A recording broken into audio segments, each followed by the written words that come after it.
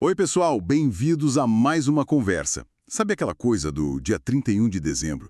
Fogos, festa e aquela lista de promessas, né? Mudar tudo, começar do zero. Ah, sim. Clássico. Ano novo, vida nova. Mas assim, muitas vezes em fevereiro a gente já esqueceu metade da lista, né? Pois é quase uma pressão para a gente se reinventar. Mas e se a ideia de um ano novo fosse um pouco diferente? Menos sobre se tornar outra pessoa. E mais sobre lembrar quem a gente já é. Exatamente. Redescobrir nossa identidade original. Interessante essa inversão. E isso nos conecta perfeitamente com o tema de hoje, que é o Rosh Hashanah. O Ano Novo Judaico, que literalmente significa cabeça do ano, certo? Isso mesmo. Ele não cai em janeiro, como o nosso, mas geralmente em setembro ou outubro, no início do outono lá no hemisfério norte.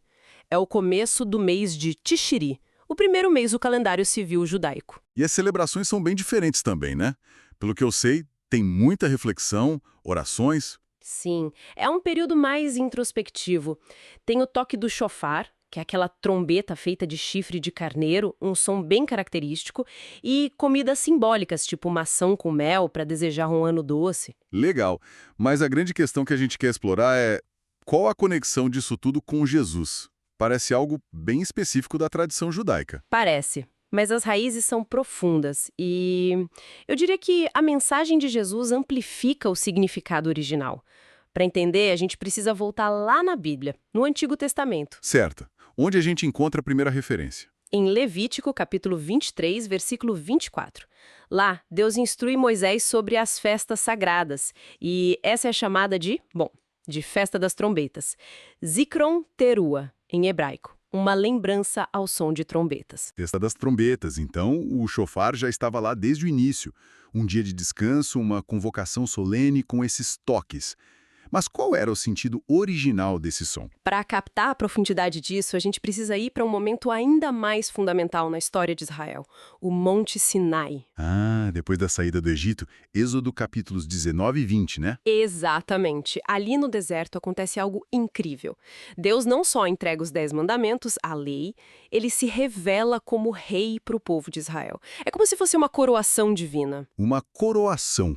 E as trombetas entram aí. Sim, o texto de Êxodo 19 descreve a cena no Sinai com trovões, relâmpagos, uma nuvem densa e um som de trombeta muito forte, que ia aumentando cada vez mais. Era o som do chofar acompanhando a presença manifesta de Deus. Qual? Então, o toque do shofar na festa das trombetas, no Rosh Hashanah, é como um eco anual daquele momento no Sinai. Uma lembrança. Deus é nosso rei. Exato, é uma proclamação da soberania de Deus. Mas tem mais uma camada aí, muito importante. No mesmo evento do Sinai, Deus declara o propósito de Israel. Que seria? Êxodo 19, versículo 6. Vocês me serão um reino de sacerdotes e uma nação santa. Olha que coisa forte. Não era só Deus sendo coroado rei sobre eles. Era o povo também recebendo uma identidade Isso. real. Sacerdotal. Isso, uma vocação para serem representantes de Deus no mundo, refletindo o caráter dele, servindo como mediadores. É como se fosse uma coroação dupla, a de Deus como rei e a do povo como seu reino sacerdotal. O chamado para reinar com Deus. Isso é poderoso. E me faz pensar, essa ideia de realeza humana, de representar Deus, ela não começa no Sinai, né? Não mesmo. Você está pegando o fio da meada. Isso nos leva ainda mais para trás, lá para o comecinho de tudo. Jardim do Éden. Gênesis 1 e 2. Precisamente. Gênesis 1 diz que os seres humanos foram criados à imagem e semelhança de Deus. No contexto cultural da época, lá no Antigo Oriente Próximo, essa linguagem de imagem era usada para quê? Para estátuas de reis, que representavam a autoridade do rei em lugares distantes. Exatamente. Então, dizer que somos criados à imagem de Deus era uma declaração de status real. Fomos feitos para sermos os representantes de Deus, seus corregentes na criação. E o trabalho de cultivar e guardar o jardim era parte dessa tarefa real, então. Administrar a criação em nome de Deus. Perfeito. O Éden era como o primeiro templo-palácio, e Adão e Eva, os primeiros reis sacerdotes. Gênesis 2.1 fala da celebração, quando a criação ficou completa, tudo estava em ordem. Muito bom, como Deus disse em Gênesis 1:31. Então, o Rosh Hashanah, a festa das trombetas, conecta tudo isso. A celebração da criação perfeita no Éden e a aliança real feita no Sinai. Sim, o som da trombeta serve como um lembrete anual dessas duas coroações. É um chamado para a gente se lembrar de quem fomos criados para ser. Imagens de Deus, amados, valiosos, muito bons, destinados a viver em parceria com Ele. Faz todo sentido. Não é sobre se esforçar para ser algo que não somos, mas sim recordar, voltar para essa identidade fundamental. Funciona como um chamado para a gente realinhar nossa bússola interna, sabe? A vida plena, a vida abundante que Jesus fala, não vem de uma busca desesperada por autoaperfeiçoamento ou por aprovação externa. Vem de um retorno à nossa fonte, à identidade que Deus nos deu. Exatamente. Voltar-se para Deus e lembrar: eu sou amado, eu sou valioso, eu fui feito para isso. Olha, essa conversa sobre identidade, sobre lembrar quem somos em Deus, é muito rica. E a gente quer muito saber o que está ressoando aí para quem nos ouve. O que mais chamou sua atenção até agora? Deixa um comentário aqui embaixo contando pra gente.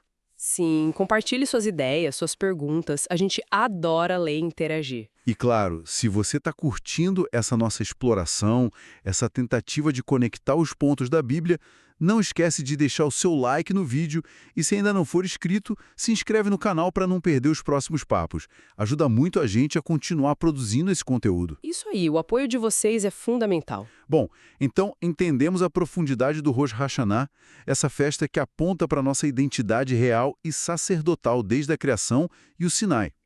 Agora, como Jesus se encaixa nisso? A mensagem dele parece ter tudo a ver com esse retorno, né? Totalmente. Pensa na primeira mensagem pública de Jesus, registrada lá em Mateus 4,17. O que ele diz? Arrependam-se, pois o reino dos céus está próximo. Arrependam-se. A palavra grega aqui é metanoia, e ela significa muito mais do que só sentir pena pelos pecados. Significa o quê, então? Significa uma mudança completa de mente, de direção, é um retorno. Voltar-se para Deus, realinhar a vida com a realidade do reino dele que está chegando. É essencialmente o mesmo chamado do Rosh Hashanah. Volte, lembre-se. Que incrível! Então Jesus pega a essência do Rosh Hashanah, esse chamado para voltar para casa, para a nossa verdadeira identidade, e transforma isso numa realidade presente, diária. É como se Jesus vivesse cada dia como um Rosh Hashanah. Ele não está esperando uma data específica no calendário. O convite dele é constante. O reino está aqui, agora. Abrace quem você realmente é em Deus. Viva como meu representante real e sacerdotal hoje. E como seria viver isso na prática? Bom, Jesus demonstra isso o tempo todo. Ele age com autoridade real, curando, ensinando, confrontando o mal e chama seus seguidores a fazerem o mesmo. Mas principalmente a viverem essa identidade em comunidade. Através do perdão, da generosidade. Do amor ao próximo, do serviço mútuo, da justiça. Viver assim em comunidade, uns pelos outros, refletindo o caráter do rei. Essa é a estratégia de Deus para começar a restaurar o mundo, aqui e agora. Cada ato de amor, de perdão, é como um pequeno toque da trombeta do reino. Entendi. E os apóstolos, os primeiros seguidores de Jesus, que eram judeus e conheciam bem a festa das trombetas, eles fizeram essa conexão? Eles viram Jesus como o cumprimento desse significado? Ah, com certeza. Eles entenderam que Jesus era a chave para tudo isso. Paulo, por exemplo, ele era um fariseu, conhecia as Escrituras profundamente. O que ele diz sobre isso? Em 1 Coríntios 15, falando sobre a ressurreição, sobre a vitória final de Jesus sobre a morte, ele usa uma imagem muito familiar. Deixa eu adivinhar. Trompetas. Exatamente. Ele diz que a transformação final, a vitória sobre a morte, vai acontecer no momento, num abrir e fechar de olhos, ao som da última trombeta. A trombeta soará, os mortos ressuscitarão incorruptíveis e nós seremos transformados. A última trombeta. Ele está conectando a esperança da ressurreição, a inauguração plena da nova criação, com o simbolismo da trombeta que anuncia o reino e a presença de Deus, como no Sinai e no Rosh Hashanah. Perfeitamente. É a trombeta que anuncia a vitória final do Rei Jesus, cumprindo a vocação real e sacerdotal da humanidade, agora livre da morte e do pecado. E não é só Paulo. João também, em Apocalipse? Sim, o livro de Apocalipse é cheio de imagens do templo, das festas judaicas. E qual é o clímax da história, quando o reino de Deus é finalmente estabelecido sobre toda a terra? Imagino que tem a ver com trompetas. Tem tudo a ver. Em Apocalipse 11, versículo 15, João descreve o momento em que a sétima e última trombeta soa nos céus. E o que acontece? Grandes vozes proclamam: o reino do mundo se tornou de nosso Senhor e do seu Cristo, e ele reinará para todo sempre. Uau! É a consumação de tudo. O reino anunciado no Sinai, prefigurado no Éden, proclamado no Rosh Hashanah, inaugurado por Jesus, agora plenamente estabelecido ao som da trompeta final. É a grande celebração cósmica da coroação definitiva de Deus e de seu povo redimido. Isso muda tudo, né? Olhar para o Rosh Hashanah, para a festa das trompetas, não só como uma festa judaica antiga, mas como parte dessa história imensa que culmina em Jesus e na esperança do reino. Exato. E nos traz uma mensagem muito poderosa para hoje. É um lembrete anual, ou melhor, diário, como Jesus ensinou, contra todas as vozes que tentam nos diminuir. Como a voz do faraó no Egito, por exemplo, que viu os israelitas como mão de obra barata, recursos para explorar. Sim, ou como as vozes hoje que nos dizem que somos definidos pelo nosso trabalho, pelo nosso status, pelos nossos erros, pelas nossas falhas, ou até que somos só um acidente biológico sem propósito maior. O Rosh Hashanah, amplificado por Jesus, grita ao contrário. Grita que não. Nós não somos recursos humanos, nem produtos, nem falhas. Nós somos fundamentalmente criações milagrosas de Deus, como diz uma das fontes que lemos. Feitos à imagem dele, declarados muito bons, feitos para a vida, para o amor, para um relacionamento vibrante com ele e uns com os outros. Nossa identidade mais profunda não está no que a gente faz ou no que os outros dizem, mas em quem Deus nos fez para ser desde o começo. É um chamado para viver a partir dessa verdade. Isso nos deixa com uma reflexão final importante, acho, baseada um pouco no que a gente conversou e nas ideias que exploramos. Qual seria? Pensar sobre as histórias que a gente ouve por aí sobre quem nós somos. Tem muitas narrativas competindo pela nossa atenção, né? Muitas mesmo. A cultura, a mídia, às vezes até dentro da gente mesma, vozes que nos diminuem ou nos definem de forma errada. Então, a pergunta é: que história estão nos contando sobre quem somos? E talvez mais importante ainda, de que história nós realmente queremos fazer parte?